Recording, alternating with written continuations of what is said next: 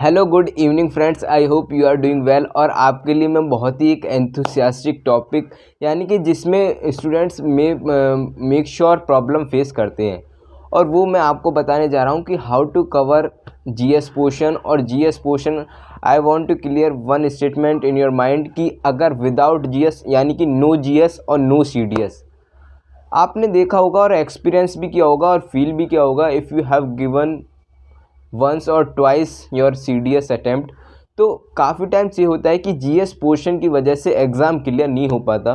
I can agree with you कि कोई कोई होता है उसका फील्ड अच्छा स्ट्रॉन्ग होता है तो वो जीएस में क्रैक कर लेता है। तो ऐसी स्ट्रेटजी मैं आपको इंग्लिश के लिए भी दूंगा, but this time now I am going to deliver you strategy on GS portion, how to cover and make sure आप इसके बाद आपका जीएस पोर्शन ईजिली क्लियर हो जाएगा। व्हेन वी गो थ्रू, तो जब हम जीएस पोर्शन पे जाते हैं तो हमारे पास we have two types of students यानी कि कैंडिडेट्स होते हैं। एक तो साइंस स्ट्रीम से होते हैं और एक ह्यूमैनिटीज़ यानी कि आर्ट साइड से होते हैं। तो first of all I will tell you how to, this will be for science stream student. उनको क्या अपना, first of all you have to figure out your weaknesses areas and you know strength point. आपके strength कहाँ पे आप अच्छा score कर सकते हो और कौन से आपका एरियाज जो हैं वो वीक हैं, जिस पे आप यानी कि एफर्ट्स आपको मोर आउटपुट्स आपको देना पड़ेगा, यानी कि इनपुट आपको ज़्यादा देना पड़ेगा और आउटपुट आपका कम निकलेगा। यानी कि ये आपको पता होना चाहिए। You have to be that kind of maturity, that kind of level of confidence, और आपको पता भी होना चाहिए।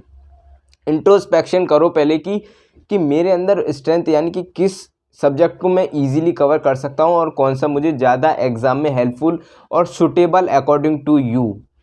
तो साइंस पोर्शन के लिए बात करें तो उनके लिए फैमिलियर होते हैं वो साइंस पोर्शन से ऑलरेडी। तो साइंस पोर्शन के लिए हमारे पास रामबाण जैसे कि ऑल एजुकेटर्स और यानी कि ऑल जितने भी टॉपर्स होते हैं वो एक बार गो थ्रू करते हैं। और मेक श्योर आपको भी करना चाहिए if you are appearing in CDS exam. 9th 10th NCERT आपको छोड़ के नहीं जानी मेरे भाई। अगर आप छोड़ के जाओगे तो मेक श्योर आपको प्रॉब्लम क्रिएट कर सकता है, जिससे बेसिक क्वेश्चन आते हैं। बेसिक क्वेश्चन आएंगे, आपको लगेगा कि क्वेश्चन इजीली आ रहे हैं और वो एग्ज़ाम में क्वेश्चन नहीं बनते क्योंकि आपकी कंसेप्चुअल क्लियरिटी उस टॉपिक पे नहीं हो पाती। अगर आप एक बार एनसीईआरटी गो थ्रू कर लेंगे 9th और 10th की, मेक श्योर फिजिक्स केमिस्ट्री और मैथ उससे आपके बहुत हद तक क्वेश्चन यानी कि 25 क्वेश्चन आपके ईजिली एक बार एनसीईआरटी गो थ्रू करने के बाद बन जाएंगे एग्ज़ाम में। और अब ही हम रिसेंट ट्रेंड एनालाइज करें तो उसमें 30 to 32 यानी कि 33 तक क्वेश्चन हमारे साइंस पोर्शन से आते हैं, और जो कि that plays a significant role and part and parcel role to clear your cut off GS portion. और आपको बता दूं कि जीएस पोर्शन की कट ऑफ क्लियर करना भी बहुत हद तक भारी पड़ जाता है। तो इसके लिए आपके लिए ये बहुत हद तक यानी कि स्ट्रॉन्गेस्ट पॉइंट यही होगा साइंस पोर्शन वाले स्टूडेंट्स के लिए। आप यानी कि 25 क्वेश्चन आपके इजीली बन जाएंगे। ऑप्टिक्स ऐसा चैप्टर है फिजिक्स में जिससे जनरली क्वेश्चन आएंगे ही आएंगे। Acid base and salts question आते हैं। और अगर हम बात करें सेल यानी कि बायोलॉजी में तो उससे क्वेश्चन आते हैं, और वो आपके उसमें दे रखे हैं 9th 10th की एनसीईआरटी। मैं ये नहीं कह रहा कि आपके सारे क्वेश्चन हो जाएंगे, क्योंकि 1 2 3 यानी 1 2 3 क्वेश्चन आते हैं जिससे आपके नहीं बन पाएंगे, बट बहुत हद तक यानी कि 90% क्वेश्चन आपके एनसीईआरटी से बन जाएंगे। तो हमारे पास साइंस पोर्शन यानी कि साइंस पोर्शन ये हमने ये कवर कर लिया। अगर हम बात करें हमारे पास ज्योग्राफी होता है, और एक बात और, आपको सेलेक्टिव टॉपिक्स ही पढ़ने, सारे नहीं पढ़ने, क्योंकि आपके पास इतना सफाइस टाइम नहीं होता। अगर आपके पास है कि 1 ईयर है तो आप सारे सब्जेक्ट फिर भी यानी कि रिवाइज़ करने में आपको दिक्कत हो सकती है। तो फिर हमारे पास ज्योग्राफी और पॉलिटी। तो अगर आपका इंटरेस्ट पॉलिटी की तरफ है, और polity as compare to geography, polity is vast. I am comparing both the subject geography and polity. But अगर आप पॉलिटी करेंगे तो उससे भी 15 to 16 क्वेश्चन आते हैं और ज्योग्राफी से भी 15 to 16 क्वेश्चन आते हैं, और जिसके एग्ज़ाम में बनने के चांस बहुत हद तक ज़्यादा हैं। तो आपको ज्योग्राफी के लिए आई विल रिकमेंड यू कि आपको 6th से 12th तक की एनसीईआरटी पढ़नी है। उसके बाद आपके basic terms and fundamental concept बहुत क्लियर हो जाएंगे, और उसके बाद आप गो थ्रू कर सकते हैं कोई भी reference book as like as GC Leong. उससे आपकी अंडरस्टैंडिंग इतनी बिल्ड हो जाएगी कि आपके कुछ डायग्राम्स होते हैं एनसीईआरटी में बहुत सुंदर सुंदर आपके दिए होंगे, और जिससे आपकी वाइडनिंग थिंकिंग क्या होगी, ब्रॉड हो जाएगी और अंडरस्टैंडिंग लेवल बहुत बढ़ जाएगा।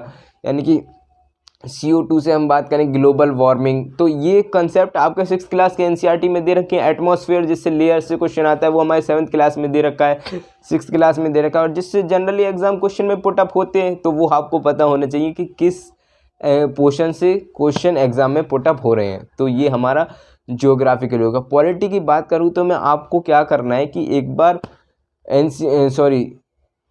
पॉलिटिकली आपको लक्ष्मीकांत बहुत यानी कि बहुत मार्केट में बहुत अच्छी क्रिस्प एंड कॉन्साइज बुक है, यानी कि हम कह सकते हैं लेंथीएस्ट तो है, और उसमें आपको सारी नहीं पढ़नी, क्योंकि प्रॉब्लम क्या है कि आप पढ़ तो लोगे सारी, बट प्रॉब्लम इज़ दिस कि उसके बाद आपको ये हो जाएगा कि आप उसको रिपीटेशन यानी कि रिवाइज नहीं कर सकते।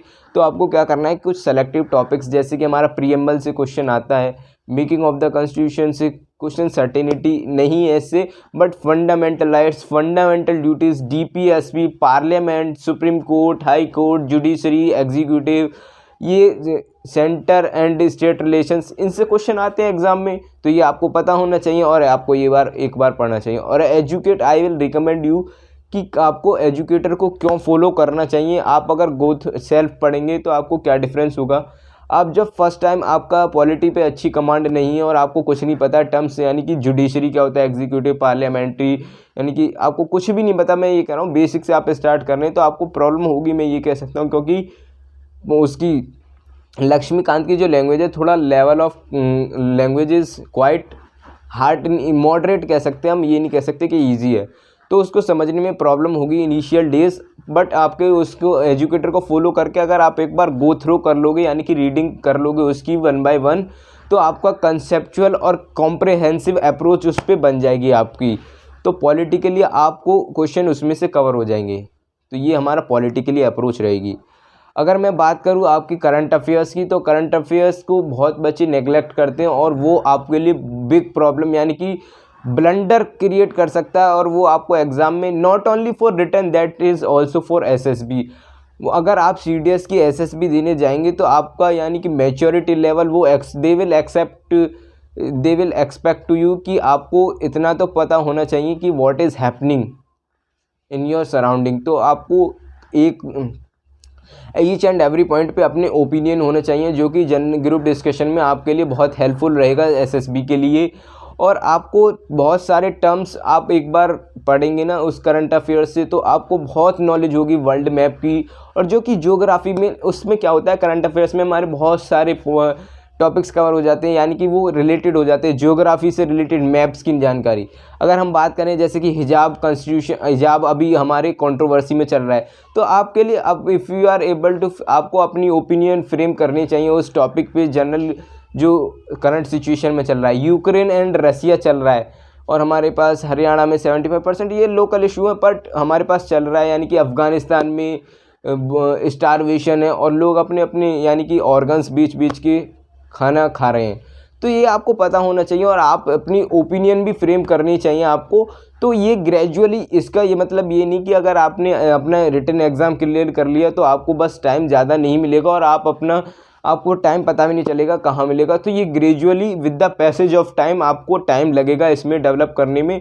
तो आपको अभी से रिटन के साथ इसकी भी प्रिपरेशन करनी चाहिए। तो करंट अफेयर्स आपके लिए किस किस में हेल्प करेगा, रिटन ऑल्सो फॉर SSB के लिए ज़्यादा मस्ट रहेगा। तो आपको ये पता होना चाहिए आप क्या ओपिनियन रहेगी। जैसे कि हम बात करें, मैंने बताया था एज आई टोल्ड यू कि हिजाब केस चल रहा है, तो आपको पता होना चाहिए कि ये फंडामेंटल्स में पब्लिक ऑर्डर्स क्या होते हैं, ये violate article 5 freedom of religions, यानी कि ये मुस्लिम में आपकी क्या ओपिनियन है, बैन होना चाहिए नहीं होना चाहिए, ये पार्टिकुलर आपकी ओपिनियन है उस पर।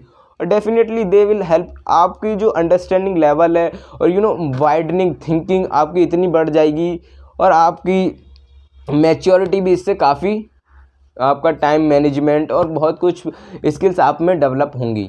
तो आपको रिपीटेशन भी करना है इन चीज़ों का। तो करंट अफेयर्स आपको इग्नोर नहीं करने, और कुछ पार्टिकुलर सेक्शन हमारे लिए डिसाइड है, यानी कि डेफिनेट है, जिससे क्वेश्चन आता है, जैसे कि मिलिट्री एक्सरसाइजेज हो गई, डेज हो गई और उसकी थीम्स हो गई, ये हमारे, और डिफेंस से एग्ज़ाम क्वेश्चन आते हैं। तो ये हमारा GS पोर्शन के लिए ये सारी स्ट्रेटजी थी साइंस स्ट्रीम वाले बच्चों के लिए। और हिस्ट्री हमारा एक ऐसा टॉपिक है, हिस्ट्री एंड इकोनॉमिक्स, आप हिस्ट्री पढ़ने को पढ़ सकते हैं, उसमें कोई दिक्कत नहीं है। मैं ये नहीं कहूँगा कि आपको पढ़नी नहीं चाहिए, but you have good command over history. तो आपको उसमें टाइम ज़्यादा देना पड़ेगा, यानी कि आपको क्या देना पड़ेगा, उसमें मैक्सिमम इनपुट देना पड़ेगा और मिनिमम आउटपुट निकलेगा। उससे कोई सर्टेन नहीं है कि आप एग्ज़ाम में क्वेश्चन बन भी सकते हैं, नहीं भी बन सकते। ये नहीं कि सारे क्वेश्चन बनेंगे नहीं और ये नहीं कि सारे क्वेश्चन बन ही जाएंगे। बट ये जो मैंने आपको बताए थे 4 सब्जेक्ट, इंग्लिश नहीं, पॉलिटी, ज्योग्राफी, साइंस और करंट अफेयर्स, इससे क्वेश्चन एग्ज़ाम में आपके इजीली बन जाएंगे, ये ऐसे फिक्स्ड है।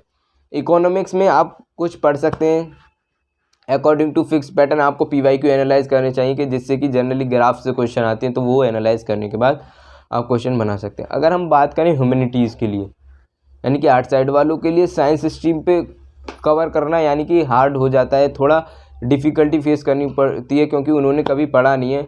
बट रियली मैं आपको बताना चाहूँगा, I will suggest you as according to my opinion कि आपको साइंस पे कवर करने में प्रॉब्लम होगी, आपको टाइम लग सकता है। बट साइंस ऐसा पोर्शन है कि आपको 9th 10th की NCERT पढ़ोगे तो आपको अंडरस्टैंडिंग लेवल आपका अच्छा ही होता है। पहली बात तो if you are appeared for your CDS, तो उसके बाद आपको बेसिक टर्म्स साइंस के लिए आपको एक बार पढ़नी चाहिए। और साइंस ऐसा पोर्शन है जिससे आप अगर प्रिपरेशन करेंगे तो आप sure out of out question बना सकते हो। तो आपके लिए भी टाइम लगेगा। मैं यही again and again I am counselling to you कि चलो उसको भी बाद हमारा GS पोर्शन पे आपका जो कमांड होता है वो बहुत अच्छा होता है, यानी कि पॉलिटी और हिस्ट्री पे। तो हिस्ट्री में आप ज़्यादा, आपको मैंने बताया था कि आपको क्या करना है, अपने स्ट्रेंथ और यानी कि वीकनेसेस फिगर आउट करना है। अगर आप हिस्ट्री में अच्छे हो यानी कि ज्योग्राफी में अच्छे हो तो उनको ज़्यादा एफर्ट्स भी देना है। ये नहीं कि वीकेस्ट पॉइंट को बिल्कुल ही छोड़ देना है, उसको भी आपको देना है कि आपको उसमें भी आप कम से कम मिनिमम तो इतना स्कोर कर सकोगे जिससे आपका GS पोर्शन क्लियर हो जाएगा। तो ये हमारी ऑल स्ट्रेटजी थी, और जिससे कि मैं आपको GS पोर्शन क्लियर नहीं होता तो एग्ज़ाम क्लियर नहीं हो पाता। और आपको ये स्ट्रेटजी अगर मेक श्योर आप ये फॉलो करेंगे आपके स्ट्रॉन्ग एरियाज़ और वीकनेसेस एरियाज़, तो आपको definitely it will help you in the examination really. Thank you for watching this video. जय हिंद, जय भारत।